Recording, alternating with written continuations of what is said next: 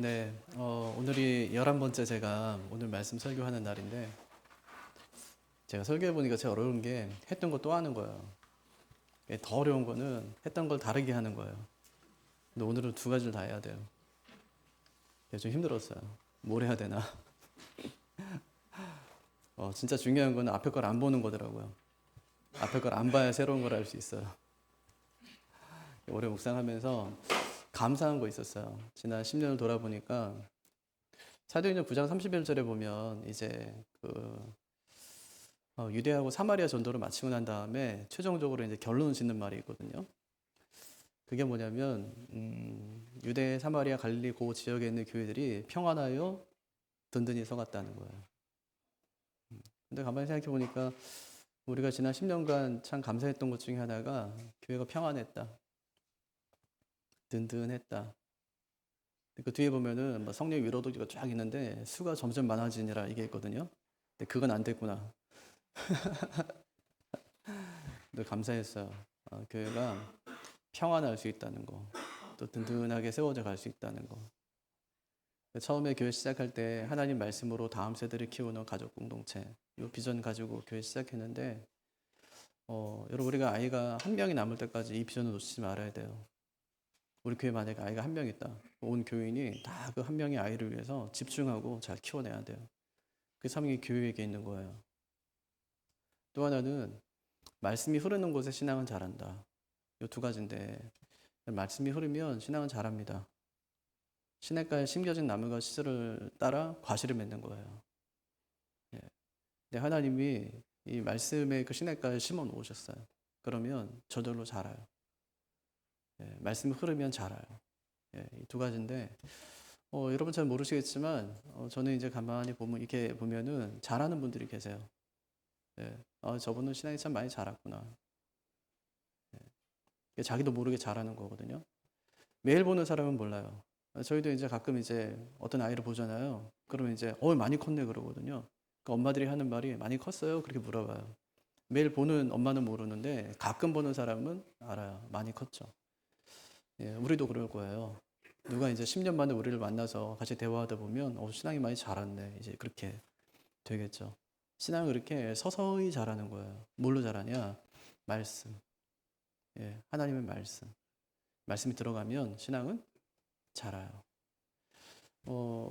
제가 옛날부터 지금까지 계속 했던 말이 있죠. 성경 읽자. 여러분 성경 읽으셔야 돼요. 예, 성경 읽지 않고 신앙생활 할 수 있냐? 없어요. 성경을 모르는데 기도할 수 있냐? 그것도 없어요. 성경을 모르는데 어떻게 기도를 해요? 성경 알아야 기도를 하지. 성경 왜 주셨냐? 신앙생활에 필요하니까. 기도법을 알려주려고 또. 예, 어려워요. 그럼 가만히 생각하죠. 이런 어려움이 분명히 성경에도 있는데 그때 그런 어려움 당할 때 그 사람은 어떻게 기도했지? 예, 그럼 반드시 나와요. 예, 곰곰이 생각해 보면 돼요. 지금 이런 상황인데 성경에 이런 상황에 처한 사람이 있었나? 이렇게요. 그럼 반드시 있어요. 예. 성경에 그냥 5천 명의 사람이 나오거든요. 근데 우리가 살면서 겪는 다양한 경험들이 5천 건 이상이 되질 않아요. 그러니까 다양한 경험과 다양한 사람들이 성경에 나왔단 말이에요. 그럼 그들은 그런 상황에서 어떻게 살았는가? 하나님은 그들을 어떻게 인도하셨는가? 하는 것을 보면 답은 다 정해져 있어요. 아, 이렇게 하면 되겠네. 예. 인생을 살면서 가장 좋은 게 뭐냐면 하나님 말씀 붙들고 살아가는 겁니다. 근데 많은 사람들이 그것을 놓치고 살아가요. 자기 꾀를 의지하며 살아가기도 하고요. 또 특별히 이제 제일 어리석은 것이 다른 사람한테 물어보면서 신앙생활을 하는 거예요. 이거 어떻게 될 것 같아? 그 사람도 몰라요. 자기도 답답해 지금. 자기도 기도 제목이 많고 자기도 몰라서 기도하는 거예요. 근데 물어봐 그 사람한테. 어떻게 될 것 같아? 어떻게 되든지 그게 뭐가 중요합니까? 저는 진짜 아무것도 중요하지 않아요. 인생 살다가 어려움이 있잖아요. 어떻게 되는 게 뭐가 중요합니까? 어차피 뭐 주님과 함께 동행할 텐데 예. 힘들어도 뭐 잘 돼도 주님과 함께 동행하며 갈 텐데 전 미래가 하나도 궁금하지 않아요. 어떻게 될까? 하나도 궁금하지 않아요. 죽어봤자 천국인데 천국 가면 되는 거지 살다가 오늘 간들 내일 간들 그게 뭐 중요합니까? 오늘 주님과 함께 동행하면서 기쁨으로 살아가다가 주님께서 오늘 밤이라도 오라고 하시면 네 하나님 제가 기다리고 기다리던 바입니다 하면서 가면 되지. 예.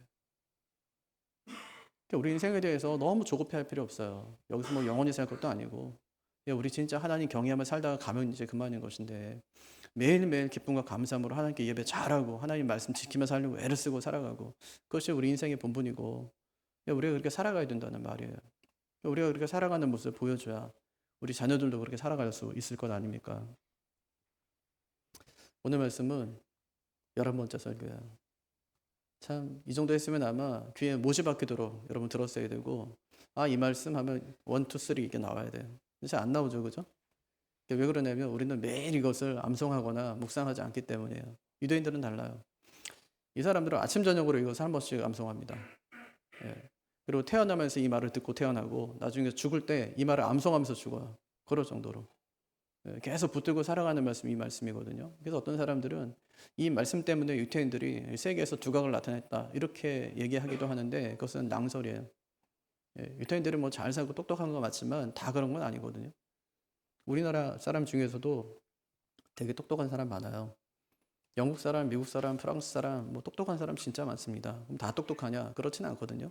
유태인들 마찬가지죠. 다 똑똑하냐? 그렇지 않거든요. 두각을 나타내는 몇 사람이 있는 것뿐이지. 근데 우리 부모들은 어떻게 하죠? 유태인의 교육을 우리가 배워야 된다. 이렇게 하면서 유태인식 교육을 막 시키려고 그러죠. 예. 근데 뭘 배우고 싶다는 겁니까? 아마 그들의 신앙은 아닐 거예요. 그들의 신앙을 본받았다가는 예수님을 부인해야 되니까. 그럼 뭘 본받는 거죠? 잘 사는 비결. 어떻게 해서 그들이 잘 살았나? 어떻게 부자 됐나? 돈 많이 벌었나? 아마 이것들을 좀 배우기를 원할 겁니다. 그래서 오늘 말씀을 만약에 암송하고 이 말씀들을 실천하면 어떻게 될까요? 이거는 원래 의도와는 전혀 상관없는 그런 삶을 살게 되겠죠. 오늘 이 말씀은 성공을 위해 주신 말씀이 아닙니다. 신명기는 모세의 3편의 설교라고 말씀드렸어요. 1장부터 4장까지는 첫 번째 설교인데 그 안에 뭐 이야기하죠? 과거의 이야기. 광야 40년길을 어떻게 걸었는지 어떻게 걸었대요? 불순종하면서. 너희 불순종했어. 근데 하나님은 신실하심으로 그들을 인도했다는 거예요. 5장부터는 말씀 준 얘기, 율법에 관한 얘기, 십계명 얘기. 그걸 26장까지예요. 27장부터는 이 말씀대로 살아가면 내가 복 주고 살지 않으면 저주하고 복과 저주에 관한 이야기. 그러니까 불순종에 관한 이야기, 율법을 준 이야기, 복과 저주에 관한 이야기. 오늘 말씀은 가운데 토막이에요. 십계명 이야기 쫙 하고 난 다음에 그 다음에 주신 말씀이 오늘 이 쉐마 들으라 이스라엘 하는 이 말씀이었습니다. 법조문을 먼저 줬어요. 우리도 헌법 있죠. 교회법도 있죠. 교회법을 잘 지키는 비결 뭘까요? 교회를 사랑하는 거예요. 교회를 사랑하면 교회법은 몰라도 다 지켜요. 만약에 우리나라 사랑한다 그러면은 법을 몰라도 다 지켜요. 그렇게 되어 있는 거예요. 근데 하나님께 10가지의 율법을 주셨어요. 법 조문을 줬어요. 지킬 수 있는 비결 하나님을 사랑해라. 끝. 만약에 우리가 그 율법, 그 십계명을 하나하나 일일이 다 지키며 살려고 하면 굉장히 힘들 거예요. 생각하고 기억해야 되니까 이런 상황에는 어떻게 해야 되지? 그래서 나온 것들이 막 율법에 더 수많은 조문들에 613가지나 되는 조문을 만들잖아요. 규정들을 막 만들잖아요. 안식일은 이렇게 지켜야 돼. 절대로 안식일은 1km 이상 막 벗어나면 안 돼. 뭐 이런 법들이요. 다 정해놓은 거예요. 이건 안 돼요. 이거는 하나님을 불편하게 생각하게 만드니까. 그래서 어떻게 하면 되냐? 하나님을 사랑하면 된다. 이게 하나님께서 모세를 통해서 주신 말씀이에요. 율법을 하나님이 주셨어요. 우리를 옥죄는 게 아니에요. 하나님을 사랑하게 하는 것이죠. 나를 사랑하는 자는 나의 계명을 지킨다고 주님께서 말씀하셨어요. 간단합니다. 계명을 지키는 자는 하나님을 사랑하는 사람이에요. 하나님을 사랑하면 계명을 지키게 돼 있다고 말씀하시는 것이죠. 그렇게 사랑하려면 대상이 누군지 알아야 될 거 아닙니까? 그래야 사랑하든지 말든지 하죠. 이제 우리 홍기가 딱 차잖아요. 그럼 여기저기서 이제 중매가 들어와요. 그것도 괜찮은 사람 얘기입니다. 중매가 들어온다는 건 괜찮은 사람이라는 거예요. 그 사람이. 중매가 들어와요. 그럼 제일 처음에 뭘 물어보죠? 그 사람은 어떤 사람이야? 물어보죠. 교회 다녀? 물어보죠. 안 다녀? 그럼 안 만나죠. 그 대상이 중요한 거예요. 하나님께서 말씀하세요. 사랑해 이렇게 말씀하시면서 그 전에 하는 말이 사랑의 대상, 그분이 누구냐는 거예요. 누굽니까? 그분은 유일하신 하나님이라고 말씀합니다. 유일하시대요. 하나님은 딱 한 분이라고 말씀하시는 거예요. 세상은 누가 만드시죠? 하나님께서. 세상 다른 종교에도 뭐 우리 신이 세상을 창조했다는 이야기를 하는 신들이 있어요. 그런 종교들이 있어요. 뭐 이슬람교나 힌두교 같은 경우도 있어요. 있는데 경전에 보면 한 줄, 두 줄밖에 되질 않아요. 비교할 수가 없어요. 성경은 엄청 길어요. 창조에 관한 이야기가 엄청 길다고요. 세상이 어떻게 시작됐는지, 창조됐는지, 사람이 어떻게 생겼는지, 이 자연과 동물이, 짐승이 어떻게 이 땅에 생겨나게 됐는지, 어떻게 이 땅이 지금 운행되고 있는지, 어떻게 질서를 유지하고 있는지를 다 이야기해요. 다른 경우에는 찾아볼 수가 없어요. 그러니까 비교가 불가해요. 이 성경을 하나님이 언제 주시냐면 3,500년 전에 주세요. 그때 뭐라고 하시냐면 공중에 지구가 매달려 있대요. 바닷물의 경계를 하나님께 정해놨대요. 절대 그 밖을 넘어서지 못한대요. 이런 얘기들은 만들지 않으면 절대로 할 수 없는 이야기들이에요. 욥기에 보면 하나님께서 욥하고 막 친구들하고 열심히 싸우고 있을 때 하나님이 38장부터 42장까지 딱 정리하는 말 중에 딱 한마디가 있어요. 욥이 막 자기의 의로움 막 주장하고 막 이렇게 하고 막 나의 오름에 대해서 막 이야기하고 하나님에 대해서 막 항변하고 또 이렇게 할 때 하나님께 딱 한마디 하십니다. 너 지금 만들 때 어디 있었어? 이렇게 하세요. 없었으면 까불지 말고 가만히 있어. 입 다물고 이렇게 얘기해요. 그때 욥이 깨갱하는 거예요. 그냥 하나님이 크신 분이기 때문에 함부로 논할 수 있는 분이 아니세요. 감히 내가 물론 뭐 욥이 잘못한 것도 없지만 그렇다 하더라도 감히 내가 하나님께 내가 뭐 범죄한 사실이 없다 이렇게 이야기하는 것은 인간으로서 할 말이 아니에요. 너 뭔데? 너 존재가 뭔데? 하고 하나님께서 물으시는 거예요. 너 뭔데? 내가 만들 때는 어디 있었는데? 넌 아무것도 아니야. 네 생각에 너가 대단한 것처럼 보이지만 너 대단한 놈 아니야. 이렇게요. 하나님에 대해 알게 되면 우리의 비천한 우리의 존재에 대해서 존재가 드러나기 때문에 그 앞에 설 수 있는 사람이 한 사람도 없다는 말입니다. 시간과 공간이 있죠. 이것을 우리는 우주라고 이야기해요. 인류가 존재하려면 시간도 있고 공간도 있고 인간도 있어야 돼요. 여기 공동체의 끝에 간이 들어간다는 말이죠. 이게 사이간자인데요.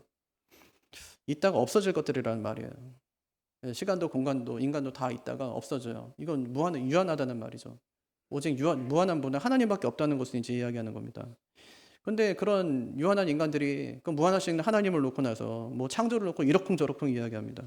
그러니 하나님이 딱 한마디 하시는 거죠. 너 지구 만들 때 어디 있었어? 이렇게요. 이처럼 하나님은 천지를 만드신 분이세요. 제가 어릴 때 참 궁금했던 질문이 있거든요. 그럼 하나님은 누가 만들었냐? 이게 진짜 궁금했어요. 그래서 아버지한테도 물어봤어요. 하나님 누가 만드셨어요? 아버지가 항상 했던 말씀이 하나님 스스로 계신 분이야. 어린 때도 이게 이해가 안 되는 거예요. 왜냐하면 어떤 게 존재하려면 반드시 원인이라는 게 있어야 되는데 원인 없이 그냥 존재한다니까 이건 뭐 이해가 안 되잖아요. 예? 이 컵이면 누가 만들어야지 컵이 있는 거지. 어떻게 컵이 그냥 스스로 있습니까? 이건 있을 수 있는 일이 아니잖아요. 여러분 천지를 창조할 수 있는 천지가 막 이렇게 빅뱅을 통해서 천지가 만들어지는 그 확률이 예를 들면 이 비행기에는 부품이 3만 개 이상 되잖아요. 수만 개가 있는데 하늘로 던져가지고 이렇게 조립돼서 나오는 확률보다 그게 더 쉽답니다. 가능한 얘기냐고요 이게. 아니 자동차 분포를 다 분해해가지고 하늘로 던졌는데 자동차가 뚝 하고 나왔어요. 이건 불가능한 얘기 아니에요? 어떻게 이게 저절로 됩니까? 그럴 수는 없는 일 아닙니까? 하나님께서 난 스스로 있는 자다 그렇게 말합니다. 원인이 없다는 거예요. 그냥 하나님은 있어요. 그냥 존재로 계신 거예요. 모세가 하나님 이름을 물었어요. 그때 하나님께서 I am who I am 이렇게 대답하세요. 앞에 I am은 존재예요. 뒤에 I am은 이름이에요. 뭐라고 이야기하시냐면 나는 영원한 현재다 그렇게 말씀하십니다. 이건 하나님만이 할 수 있는 일이죠. 우리는 아주 잠시만 현재로 살 수 있어요. I am happy. 나 지금 행복해. 언제요? 1초 전에. 금방 지났어요. 금방 과거가 되는 거예요. 우리는 현재 이걸 뭐 이야기할 수 있는 사람들이 아니라는 말이에요. 그것은 오직 하나님만이 할 수 있습니다. I am이라고 얘기할 수 있는 것은 하나님만이 할 수 있어요. 우리는 뭐 I was 아니면 I will be 이것밖에 쓸 수 없는 거죠. 시간의 영향을 안 받고 시간을 초월해 있어야지 I am이라는 말을 할 수 있습니다. 왜냐하면 안 변하니까. 근데 하나님의 이름의 자기를 나는 I am이다 이렇게 얘기합니다. 얘들아 나는 시간을 초월해 있어. 너희에게는 과거, 현재, 미래가 있지. 나는 영원한 현재야 이렇게 말하는 거예요. 하나님은 그냥 있어요 거기에. 과거에 그냥 하나님이 있어요. 미래에 하나님이 있어요 그냥. 하나님께는 과거, 현재, 미래가 없습니다. 그냥 하나님이 영원한 현재예요. 그러니까 하나님께서 왜 그렇게 답답하냐면 하나님은 그 자리에 가 계시거든요 지금. 이렇게 되고 뻔한데 자꾸 그 길로 가고 있는 거예요. 그러니까 선지자 자꾸만 보냅니다. 얘야 여기 오면 넌 다친다. 너희 큰일 난다. 그럼 여기 오지 말아라 이렇게요. 어떻게 할 수 있냐? 하나님 거기 계시거든요 지금. 미래를 보시는 것이 아니라 아시는 것이 아니라 거기 가 계세요 지금. 미래에 계시기 때문에 현재이기 때문에 그것도 하나님께 현재이기 때문에 하나님께서 그렇게 말씀하실 수 있는 거예요. 그렇게 될지도 모르니까 너희 그렇게 하면 안 된다. 이렇게 우리 부모들은 이야기하지만 하나님께서는 아니에요. 얘들아 거룩하면 안 된다. 너희 그렇게 살면 안 된다. 큰일 난다. 내 말씀대로 살지 않으면 너희는 저주받는다. 이렇게 말씀하실 수 있는 거예요. 왜냐하면 하나님께는 그것이 현재이기 때문에. 이것을 깨달은 사람이 바울입니다. 예수 믿는 사람들 결박하려고 다메섹으로 가다가 주님 만나죠. 사울아 사울아 네가 왜 나를 박해하느냐 그랬더니 사울이 하는 말이 주님 누구십니까? 나는 네가 박해하는 예수다 이렇게 얘기합니다. 이 한마디에 바울이 엎드립니다. 왜 그랬을까요? 주님이 누군지 깨달은 거예요. 에고 에이미 이에스. 에고는 나라는 뜻이거든요. 에이미는 비동사예요. 이다 이런 뜻이거든요. 그러면 이다. 그러니까 I am 하고 똑같은 거죠. 에이미는 특이한 동사예요. 동사 안에 그냥 주어가 담겨 있어요. 그래서 에고 에이미 뭐 홍길동 이렇게 안 해도 괜찮아요. 이렇게 에이미 홍길동 이렇게 얘기합니다. 유대인들은 또 그 특별히 이제 그렇게 이야기하죠. 에이미 그냥 홍길동 이렇게 해요. 근데 주님께서는 이 에이미 앞에 에고를 붙입니다. 에고 에이미 이 에수스 이렇게 해요. 유대인의 금기어거든요. 유대인은 절대로 에이미 앞에 에고를 붙이질 않습니다. 왜냐하면 하나님은 모세에게 자기를 소개했던 말이기 때문에 그래요. I am who I am. 이것을 헬라어로 옮기면 에고 에이미 이런 뜻이에요. 나는 하나님이다 그런 뜻입니다. 근데 거기에 주님께서 자기 이름을 붙입니다. 바울이 주님 누구십니까 했더니 에고 에이미 나는 하나님이다. 이 에수스 완전한 사람이 되신 하나님이다 이렇게 얘기합니다. 이 말을 듣고 바울이 그냥 엎드려요. 예수님이 스스로 계신 하나님이다 그렇게 말씀하시니까 그분이 진짜 그런 줄 알고 그 자리에 엎드립니다. 모세도 그렇거든요. 모세가 그 하나님 만난 거예요. 그 하나님을 누구라고 합니까? 4절에 누구라고 합니까? 오늘 말씀 4절 보십시오. 그 하나님 누구라고 합니까? 같이 한번 읽어보겠습니다. 이스라엘아 들으라. 우리 하나님 여호와는 오직 유일한 여호와시니. 하나님 어떤 분이래요? 유일한 하나님이시다 그렇게 얘기합니다. 하나님은 창조주십니다. 하나님 유일하신 하나님이십니다. 하나님만이 갖는 고유한 속성이 있어요. 이 비공유적인 속성이라고도 부르고 절대적인 성품이라고 부르는데 자존, 불변, 무한, 유일 이 네 가지예요. 자존하세요. 스스로 존재하세요. 불변, 변하지 않으세요. 무한하신 분이세요. 우린 유한하죠? 유일하신 분이세요. 딱 하나님만 있어요. 모든 신들 중에 하나님 딱 한 분 하나님만 계시다고요. 피조물은 무언가의 영향을 받고 의존합니다. 우리도 그렇잖아요. 부모를 의존해야 돼요. 물질과 도구를 의지해야지 우리 살아갈 수 있어요. 근데 하나님은 그렇지 않아요. 그래서 유일하대요. 절대적인 존재, 오직 한 분이라는 뜻입니다. 왜 이거 강조할까요? 2달 되면 이제 가나안 땅 들어가야 되니까. 거기 가면 엄청 많은 신이 있거든요. 농사지어서 먹고 살아야 돼요. 바알을 섬기지 않으면 안 됩니다. 그게 농사법 중에 하나거든요. 비를 내려줘야 돼요. 풍요를 가져다 줘야 되니까 바알을 섬겨야 돼요. 농경의 신. 애 낳고 살아야 될 거 아닙니까? 우리도 예전에 뭐 삼신 할머니가 뭐 점제조의 죄를 갖다 낳을 수 있다 이제 그랬잖아요. 아세라 섬겨야 되는 거예요. 애 낳고 살려면 다산의 신.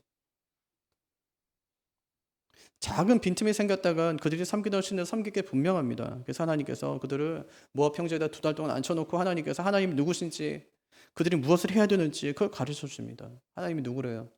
유일하신 하나님. 유일하신 하나님. 하나님 외에 다른 신이 없다. 2달 동안 세뇌시키는 거예요. 출애굽한 지 1년 되었을 때 하나님께서 그들을 시내산에다가 앉혀놓고 1년 동안 말씀 주세요. 말씀 교육시킨 거예요. 그들을. 이제 40년이 지났어요. 또 2달 동안 앉혀놓고 이제 그 십계명을 다시 이야기한 다음에 세 편의 설교를 통해서 이제 주지시키는 거예요. 하나님이 누구신지. 그 하나님을 어떻게 섬기며 살아가야 되는지. 그 얘기하는 겁니다. 어떻게 해야 됩니까? 5절 한번 같이 읽겠습니다. 어떻게 하래요? 시작. 너는 마음을 다하고 뜻을 다하고 힘을 다하여 내 하나님 여호와를 사랑하라. 우리 보통 신이라면 섬겨라, 복종해라 이렇게 얘기할 텐데 하나님께서는 사랑해라 이렇게 말씀하십니다. 하나님이 여태까지 사랑하라고 하나님께서 말씀하신 적은 한 번도 없어요. 믿어라 이런 말을 했지만 사랑해라 이런 말씀 한 번도 안 하셨어요. 근데 오늘 말씀에 왜 섬기라고 하지 않고 왜 사랑하라 그렇게 말씀하실까요? 하나님은 단순한 주군이나 통치자가 아니기 때문에 그렇습니다. 고대 신들은요 다 두려움의 대상이었어요. 그러면 사람이 신을 위해 있습니까? 신이 사람을 위해 있습니까? 사람이 신을 위해 있어요. 사람은요, 신의 노예예요, 그냥. 신을 위해서 대신해서 전쟁에 나가고 죽고 하는 거예요. 근데 하나님께서는 자기는 그런 신이 아니라는 거예요. 하나님은 자발적으로 기쁨에 찬 사랑으로 너희가 나를 사랑했으면 좋겠다고 말씀하십니다. 하나님이 우리를 위했습니까? 우리가 하나님을 위했습니까? 우리가 하나님을 위해 있는 것처럼 생각하지만 사실은 누가 누구를 먼저 찾아옵니까? 우리가 먼저 하나님을 찾은 것이 아니에요. 하나님께서 우리를 먼저 찾으신 것이지. 우리가 하나님을 사랑한 것이 아니에요. 하나님께서 먼저 우리를 사랑하신 것이죠. 누가 누구를 위해 있습니까? 내가 하나님을 위해 있다고 생각하니까 자꾸 생색내는 거예요. 근데 생각해 보십시오. 내가 하나님을 위해서 할 수 있는 일이 무엇인지. 아무것도 없어요. 우리가 하나님 앞에 뭘 먼저 줬다고 갚으심을 받겠습니까? 그런 존재가 우리는 아니라는 거예요. 하나님은 우리에게 섬김이나 복종을 강요하지 않습니다. 하나님께서 원하시는 것은 사랑하라는 거예요. 사랑하라. 자발적인 사랑이에요. 여러분, 사랑이 뭐 하라고 한다고 뭐 됩니까, 이게? 아니, 제 친구가 아버지 어머니가 장모님하고 이게 자기 아버지 어머니하고 너무 이제 친하고 너무 좋아해가지고, 야, 우리 그러면 우리 딸 아들 결혼시키자, 이렇게 된 거예요. 조선시대도 아니고 3번 만나고 얘가 결혼했습니다. 형, 내 스타일이 아니야. 그러고 결혼했어요. 행복했을까요? 삽니다, 그냥. 살아요. 잘 살아요, 자기는. 잊혀지지가 않아요. 내 스타일이 아니야. 그런데, 그런데 왜 아니야? 그랬더니 아버지 무서워서 하는 거예요. 사랑은 되는 게 아니에요. 저절로 되질 않는다고요. 하나님께서 억지로 봉사하라, 복종하라 그렇게 말씀하지 않으십니다. 자원하는 마음으로 그렇게 할 것을 요청하시는 거예요. 사랑할 때도 조건이 있대요. 3가지인데 마음과 뜻과 힘을 다해라 그렇게 말씀하십니다. 마음은 감정이죠. 뜻은요, 의지예요, 결단. 힘은 뭡니까? 이건 실천이에요. 우리가 아내를 사랑해요, 마음으로, 그죠? 그래서 아내를 사랑하니까 이제 마음에 이제 결심을 하자. 집에 가서 설거지 좀 해야지 하고요. 작은 결심이죠. 집에 왔어요. 봤더니 너무 많아, 설거지가. 그래서 안 해. 아니, 사랑하지 않아서가 아니에요. 사랑해요. 또 아내가 얼마나 힘들까 해 하고 집에 청소해야지. 와서 봤더니 내가 감당할 수준이 아니야. 그래서 안 해. 우리는 그러거든요. 하나님께서 뭐라고 말씀하시냐면, 네 감정적으로만이 아니다. 의지와 결단만으로는 안 된다. 그 사랑을 실천해라. 이렇게 말씀하십니다. 그런데 그게 참 어렵잖아요. 우리 신앙생활 오래 하지만 하나님을 사랑하기가 참 어렵네요 하는 분들이 가끔 있거든요. 그런 분들에게 C.S. 루이스가 이렇게 얘기합니다. 사랑하는 것처럼 행동하면 사랑하게 된다. 사랑하지 못하는 사람, 사랑할 수 없는 사람들에게 하는 권면이에요. 하나님을 어떻게 사랑할 수 있냐? 사랑할 수 없는데, 사랑하지 않는데 하나님을 어떻게 사랑하냐? 사랑하는 것처럼 행동하면 사랑하게 된다. 심리학에도 행동, 감정, 상호작용의 원리라는 게 있어요. 우리가 느끼는 감정은 단지 우리의 생각과 본능에서 나오는 게 아니라 행동에 의해서 영향을 받고 변할 수 있다는 거예요. 쉽게 얘기하면 행복해서 웃는 게 아니래요. 웃으니까 행복해지는 거지.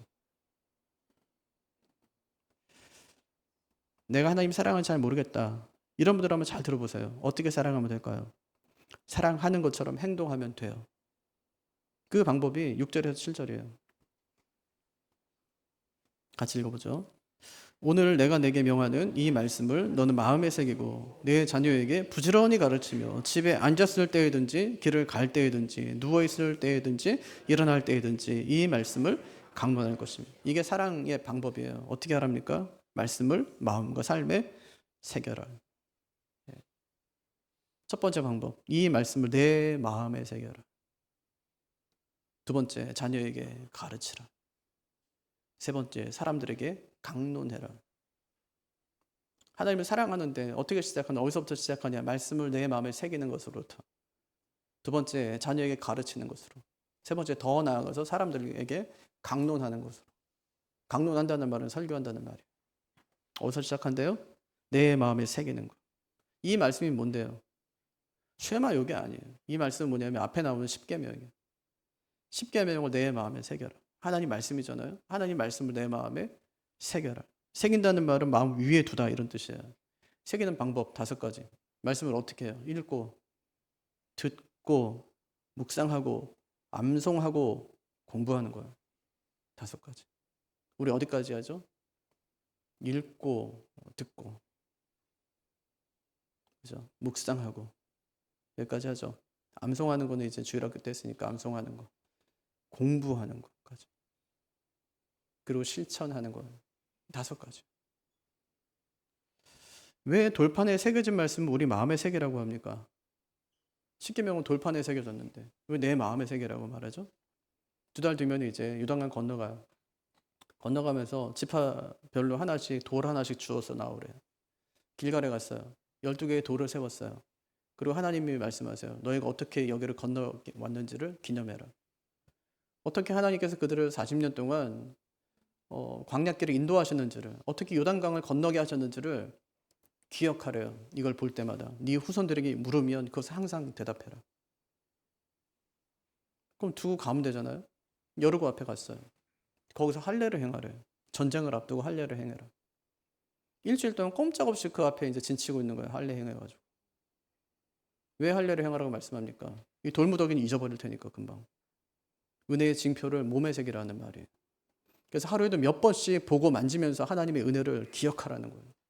하나님께서 어떻게 너희를 여기까지 인도하셨는지 기억하라는 거예요.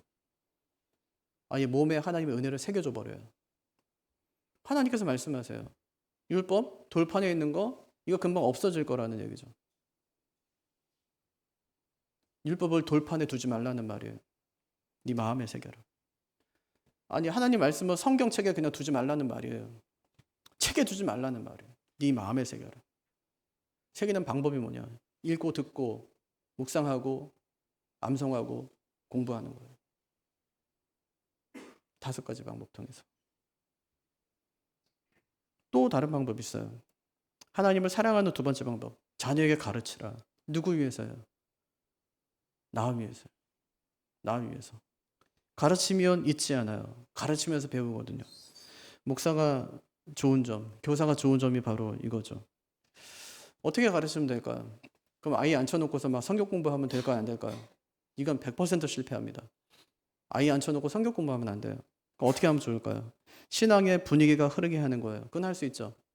신앙의 분위기가 흐르게 하는 거. 자녀는 부모의 등을 보면서 자랍니다. 부모가 성경 읽고 기도하고 예배하는 것을 통해서 신앙을 배우는 거죠. 나를 위한 일이 이렇게 자녀를 위한 일이 될 수 있어요. 하나님을 사랑하는 방법 2번째. 자녀에게 가르치는 거죠. 3번째가 있어요. 다른 사람과 나누는 것입니다. 강론한다는 말은 설교한다는 뜻이라고 그랬죠. 신앙을 주제로 대화하는 거예요. 오늘 오후에 순모임이 있거든요. 여러분 정치 얘기하지 마십시오. 예, 요즘에 특별히 정치 얘기하지 마세요. 아파트 얘기, 돈 얘기하지 마세요. 듣고 기분 나쁜 사람 있어요. 시어머니 얘기, 시동생 얘기. 좀 있으면 이제 명절인데 거기 갈 거 생각하니까 시금치도 안 먹는다 뭐 이러고. 하나님 얘기해야죠. 신앙 얘기해야죠. 이런 얘기를 통해 말씀이 내 마음에 새겨지는 것입니다. 이런 이야기를 자꾸 듣게 되면 하나님을 사랑하는 마음도 점점 커지는 거예요. 왜 공동체를 왜 우리가 경험해야 되죠? 그 안에서 신앙이 성장하기 때문이에요. 이처럼 하나님을 사랑하는 비결은 하나님의 말씀을 나에서 자녀로 이웃으로 흘려보내는 것입니다. 말씀이 흘러가면서 하나님에 대한 사랑도 점점 키워지게 되는 것입니다. 시냇가에 심겨진 나무가 열매를 맺는 것처럼 말씀이 흘러가면 나도 모르게 또 심겨지고 또 내 신앙도 자라게 됩니다. 새해에는 무조건 내가 성경 읽는다 생각하세요. 2월 달에 성경 통독하거든요. 구약 성경. 그때 오십시오. 힘들 거예요. 앉아서 주구장창 성경만 읽어야 되니까 힘들 거예요. 근데 보람도 있습니다. 또 9월 달에 또 신약 성경 읽을 거예요. 또 1년 내내 이제 우리가 그 했던 리딩 지저스 구약 신약 같이 할 겁니다. 교회와 함께 읽기만 해도 2번을 읽을 수 있어요. 그리고 전철 타고 다니시면서 또 차 타고 다니시면서 성경 틀어놓으세요. 들으세요. 계속 반복적으로 들으세요. 제가 신학대학원 다닐 때 서울에서 천안까지 가려면 2시간 정도 걸리거든요. 그럼 출발하면서 성경 하나 들어요. 끝까지 듣습니다. 근데 보통 이제 배속으로 듣죠. 뭐 1.5배속 이 정도 듣습니다. 그게 편해서. 그러면 어떤 게 좋냐면 스토리가 쫙 꿰져요. 한번 들어보세요. 뭐 사무엘상, 사무엘하, 뭐 역대상, 역대하 이 역사서들 우리가 점점 막 이렇게 무슨 얘기인지 잘 모르는데 빨리 들으면 그것이 한번 쭉 깨져요. 예, 정말 은혜가 많이 됩니다. 그렇게 듣는 거예요.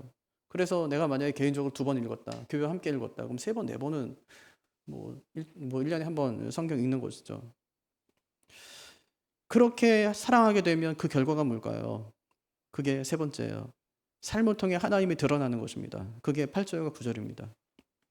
같이 읽어보죠. 너는 또 그것을 내 손목에 매어 기호를 삼으며 내 미간에 붙여 표로 삼고 또 내 집 문설주와 바깥문에 기록할지니라. 은혜 받은 사람은요, 그곳이 어디든 성경팝니다. 성경을 펴요. 그 말씀의 사람이죠. 손목은 성경 말씀이 기록된 밴드로 감고, 또 눈과 눈 사이 미간에는 말씀 상자를 붙이고, 내 집 문설주에는 우리 예전에 왜 그 명패 붙였죠. 대문에다가 이렇게 우리 아버지 이름 딱 써있는 명패 붙였잖아요. 나무 패를 붙이는 거야. 하나님 말씀이 기록된, 쉐마 말씀이 기록된 패를 붙여요. 그리고 나갈 때 한번 쓱 하고 쓰다듬고, 들어올 때 한번 말씀 쓰다듬고 들어오고. 성문에는 하는 말씀 간판을 붙입니다. 말씀 간판을. 들어오면서 나가면서 모든 사람이 다 볼 수 있도록. 손목에 쓴 말씀은 나를 위한 것이고, 미간에 붙인 말씀은 다른 사람을 위한 것이고, 문설주에 붙인 말씀은 가족을 위한 것이고, 간판에, 성문에 간판에 붙인 것은 백성들을 위한 것입니다. 이거 보면서 누구 생각하라는 겁니까? 하나님 생각하는 거예요. 그러니 어디 가실 때 꼭 성경을 가지고 다니시기를 바라요. 여행 간다, 제일 먼저 성경 넣으세요. 작은 성경도 좋아요. 회사 갈 때, 학교 갈 때, 여행 갈 때 가장 먼저 챙기는 것이 성경이기를 바랍니다. 우리 집 대문에 교패 하나 붙어 있는 것이 아무것도 아닌 것처럼 보이지만 그것이 내 정체성을 드러내 보여줍니다. 들어올 때나 나갈 때 내가 누구인지, 어디에 속한 사람인지를 생각하게 해준다는 말입니다. 말씀을 정리하겠습니다. 오늘 말씀은요, 십계명 완결판이에요. 십계명 잘 지키는 방법이 뭐냐? 하나님 사랑하는 것이다. 하나님이 누군데 사랑하냐? 그분은 유일하신 하나님이시다. 사랑하는 방법이 뭐냐? 네 마음 다해라. 감정을 다하라는 거예요. 네 뜻을 다해라. 네 의지와 결단을 거기다가 두라는 거예요. 힘을 다하래요. 실천하며 살라는 말입니다. 사랑이 안 될 때는 사랑하는 것처럼 행동하라는 말이에요. 어떻게 하래요? 마음을 새겨, 내 마음에 말씀을 새기래. 자녀에게 말씀을 가르치래. 다른 사람 만날 때 말씀으로 서로 강론하래요. 그것이 하나님을 사랑하는 방법이라고 말씀하십니다. 그렇게 하면 말씀이 심기게 되고 하나님을 사랑하게 된다는 말이에요. 말씀 붙들고 살아갈 힘이 생기는 것입니다. 새해에 더욱더 하나님 말씀을 가까이 하는 분들이 꼭 되시기를 바랍니다. 우리 하나님은 유일하신 하나님이세요. 절대 후회하지 않으실 거예요. 내가 세상에서 가장 잘한 일, 하나님께 받은 가장 큰 복, 하나님 믿은 거. 그 은혜 너무 감사합니다 하고 나중에 하나님 앞에서 감사하게 될 겁니다. 그 하나님 붙들고 말씀의 은혜 안에 늘 살아가는 우리가 되기를 주님의 이름으로 축복합니다. 자리에서 일어나셔서